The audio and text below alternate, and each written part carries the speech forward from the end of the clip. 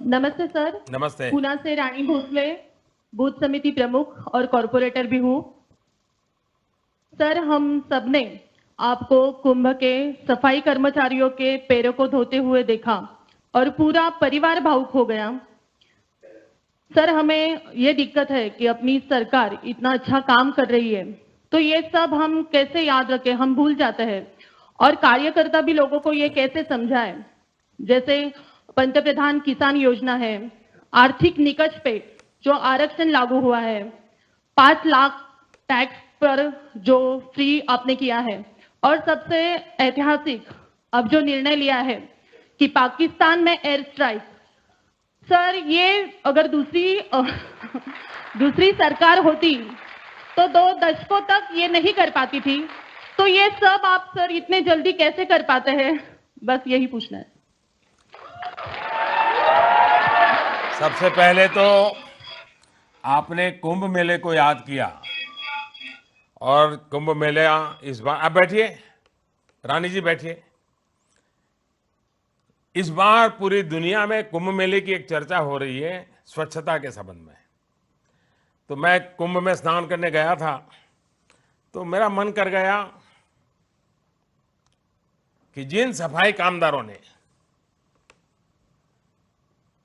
कुंभ में 22 करोड़ लोग आए और स्वच्छता रखने के लिए कितनी मेहनत की होगी और पूरे विश्व में भारत का नाम रोशन किया उन्होंने।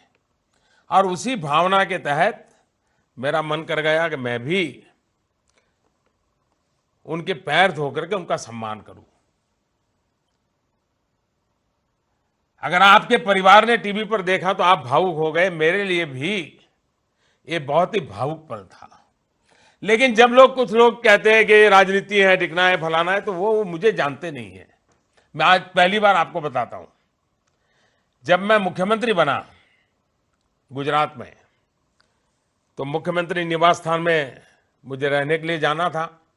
अब हमारे देश में एक परंपरा है कि जाते हैं तो पूजा करते हैं, कलश रखते हैं। तो मुझे भी हमारे सरकार के लोगों ने कहा कि मोदी जी, मुख्यमंत्री निवास में जाने से पहले कोई पूजा, कोई कलश वगैरह कुछ व्यवस्था कैसे करना है, आपके परिवारजनों को बुला लें, क्या करें। तो मैंने उनको सीधा सीधा कहा, देखो भाई, एक काम करो, सरकार में चौथे वर्ग में काम करने वाला कोई प्यून हो और दलित हो और उसकी बेटी हो, उस बेटी को बुलाओ और उसी के हाथ से आप प्रधानमंत्री के और मुख्यमंत्री के निवास स्थान का कलश रखिए और वही मेरे लिए उद्घाटन हो जाएगा। और मैंने किया। ये कोई मैंने पब्लिसिटी के लिए नहीं किया था। तो ये संस्कार, ये भावना, ये कोई सिर्फ मैंने इस बार पैर धोए इसलिए है नहीं, मेरे संस्कार में पड़ी हुई है। और हम भाजपा के कार्यकर्ताओं के लिए समाज के हर वर्ग के पूजा करना ही हम लोगों का दायित्व है। लेकिन आपने मुझे उस भावात्मक क्षण की ओर ले गई, इसके लिए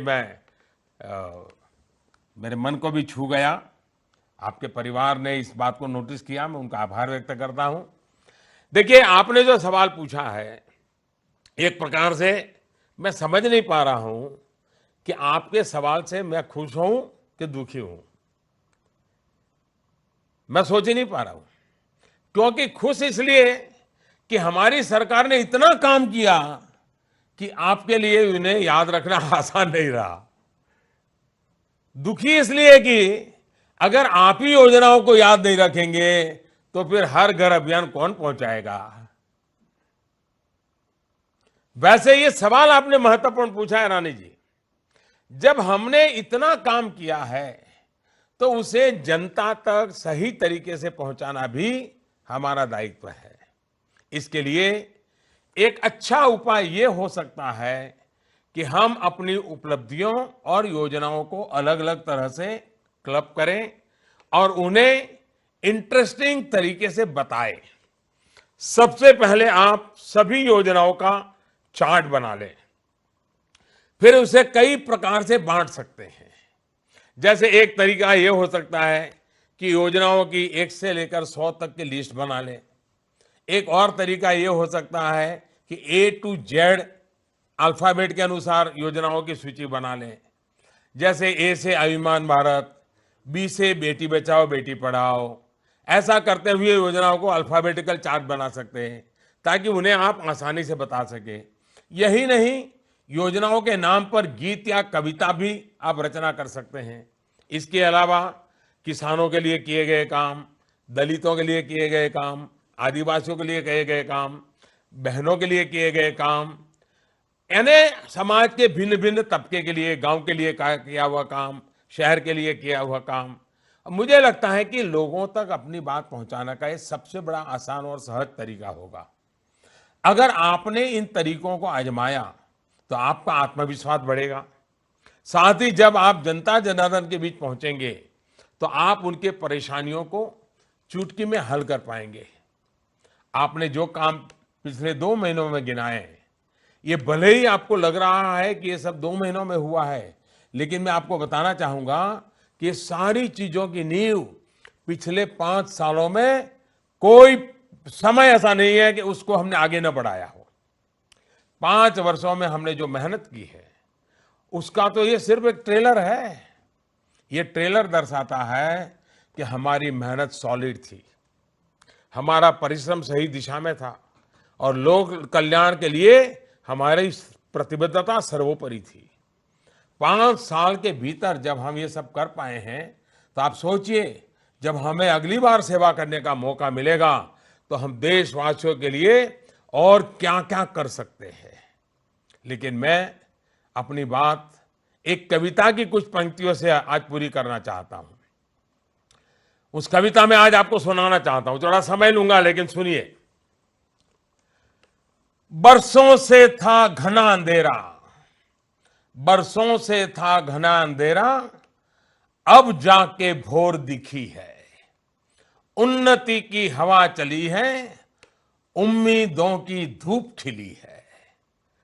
देश चल पड़ा है प्रगति पथ पे, देश चल पड़ा है प्रगति पथ पे, बस यूं ही चलते रहना है, बस यूं ही चलते रहना है। बहुत कुछ मजबूत किया है, बहुत कुछ मजबूत किया है, बहुत कुछ मजबूत करना है। बहुत कुछ मजबूत किया है, बहुत कुछ मजबूत करना है। गली गली में पक्की सड़कें, गांव गांव में बिजली है। गली गली में पक्की सड़कें, गांव गांव में बिजली है।